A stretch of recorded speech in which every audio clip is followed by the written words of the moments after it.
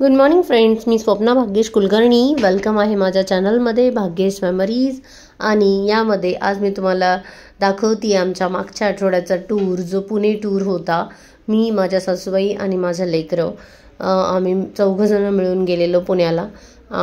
ही आमची आहे नवीन कार टाटा पंच. ड्रायव्हर घेऊन गेलेलो मी. ऑब्वियसली मला एवढी परफेक्ट ड्रायव्हिंग येत नाही आणखीन की जी मी पुण्याला घेऊन जाईल म्हणून. सासूबाई हात दाखव ना भद्रा. अरे बाप. सो आहे आपला करंजी घाट, जो पुण्याला जाताना लागतो नगर झाल्यानंतर का नगरच्या आधी, समथिंग आठवत नाही आहे मला. सो तिथे आम्ही थांबलेलो. असं मस्त वातावरण होतं धुक्याचं. लेकरांनी मस्त सनरूफमधून एन्जॉय केला त्या धुक्याचा. आम्ही पण थांबलेलो. छान वाटलं. निसर्ग हा कधी पण सुंदरच वाटतो. पाऊस पडताना किंवा रेनी सीझन हा खूप सुंदर वाटतो. आणि त्याच रेनी सीझनमध्ये आम्ही त्या करंजी घाटामध्ये होतो. पूर्ण धुकं आणि खूप सुंदर. पूर्ण मे महिना म्हणजे 24 डेज वर्क करून, कंटिन्यू ऑफिसचं काम करून मग लेकरांसाठी आम्ही निघालो पुण्याला. आणि लेकरांसाठीच सगळं काही आहे. एक सिंगल मदरचं सगळं जीवन लेकरांभोवती फिरतं. सो महिनाभर लेकरांना म्हणजे भद्राक्ष ताक्षीच्या स्कूलच्या सुट्ट्या संपत आल्या होत्या. ते म्हणत होते, मम्मा कुठे घेऊन जाते, आणखीन कुठे नेलं नाहीस. मग मी ठरवलं, माझी नणंद पण असते पुण्याला, मग आम्ही तिथेही गेलो. आणि त्याच्यानंतर आम्ही सारिकाकडे पण गेलो. सारिकाने नवीन स्टॉल सुरू केलेला आहे, जे की मी व्हिडिओ टाकलाच होता यूट्यूबवर. निगडीमध्ये संभाजी चौकात सारिकाचं स्टॉल आहे नवीन, जो सुरू झाला आहे. त्याच्यामध्ये ती बरंचसं काही बनवते, खूप स्वादिष्ट बनवते. तिथे पण आम्ही भेट दिलेली. आणि पहा आमचा जो रूट आहे तो किती सुंदर दिसतोय बघा धुक्याचा. खूपच छान. निसर्गामध्ये खूपच सुंदरता आहे. ती फक्त आपल्याला अनुभवता आली पाहिजे आणि एन्जॉय करता आली पाहिजे. लाईफ पण तशीच आहे सगळे त्रास आहे, दुःख आहे, वेदना आहे, सगळं आहे. पण त्याच्यातून पण तुम्हाला त्याच्यामध्ये काही ना काहीतरी आनंद शोधता आला पाहिजे. सो तेच होतं माझं पर्पज, की लेकरांना घेऊन जाणं पुण्याला, त्यांना खुशी ठेवणं किंवा त्यांना एक आनंद देणं हे आपलं एक आईचं कर्तव्य असतं. हां, मी तर प्रयत्न करत असते की आपल्या लेकराला वडिलांची कमी कधी नाही भासली पाहिजे. एकदम खूप जास्त प्रयत्न असतो की त्यांना जसं त्यांच्या पप्पांनी ठेवलं होतं आधीपासून तसंच ठेवण्याचा मी प्रयत्न करते. आणि माहीत नाही कितपर्यंत मी त्याला सक्सेस होते, पण ट्राय तर माझा असतोच. आणि हे पोहोचलो आम्ही सारिकाच्या स्टॉलवर. ती होती स्टॉलवरती. आम्ही हॉटेलवर नाही गेलो, तिच्या स्टॉलवर गेलो. आणि खूप खुशी झाली तिला पण पाहून. एकदम सरप्राईज भेटलेलं. ॲक्च्युली तिलाही माहिती नव्हतं. छान झाले, टेस्टी झाले एकदम. कसं वाटतं ऐकून तुम्हाला? छान, खूप छान वाटलं.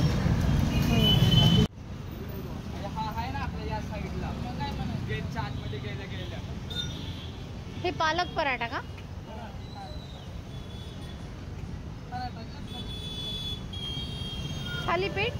थालीपीठ ना?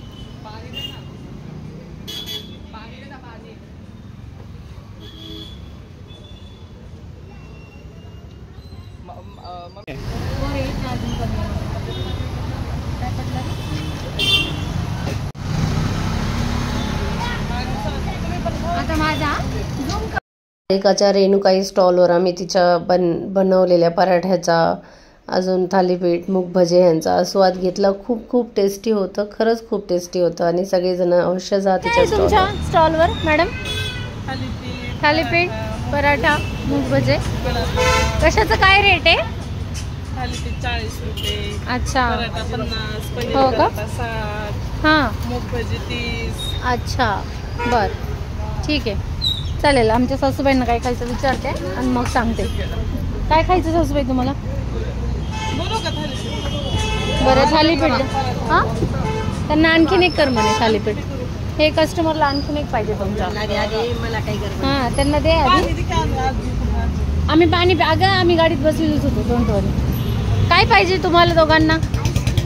आईस्क्रीम. तो सारिकाच्या स्टॉलवर थोडी मदत पण केली मी. तिला खूप रश होती, तिचे खूप कस्टमर आलेले. मग मी तिला मूग वजे फ्राय करायला मदत केलेली. पहा कुठे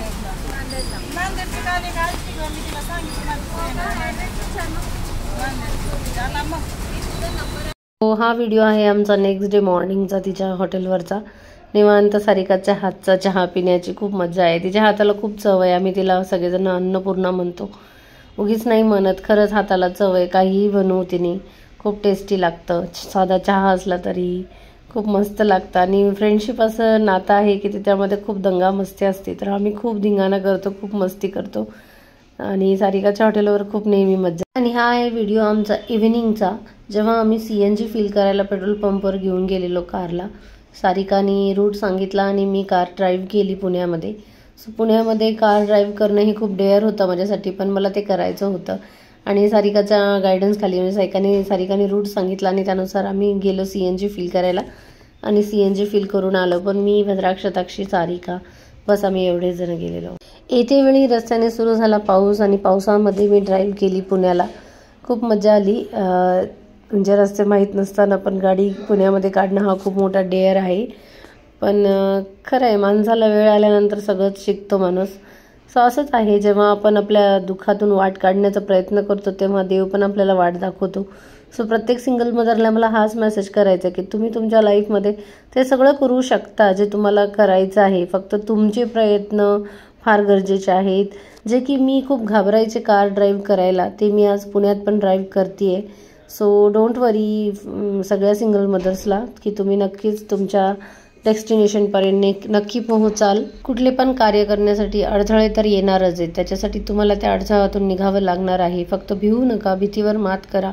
जेव्हा तुम्ही भीतीवर मात कराल तेव्हा तुमच्या आयुष्यातलं जे यश आहे किंवा सक्सेस आहे ते कोणी रोखू शकणार नाही. आधी मी जी एकदम नाजूक अशी साधी भोळी अशी जी होते, आत्ता कधी मी एवढी स्ट्रॉंग झाले ते कळलंही नाही मला.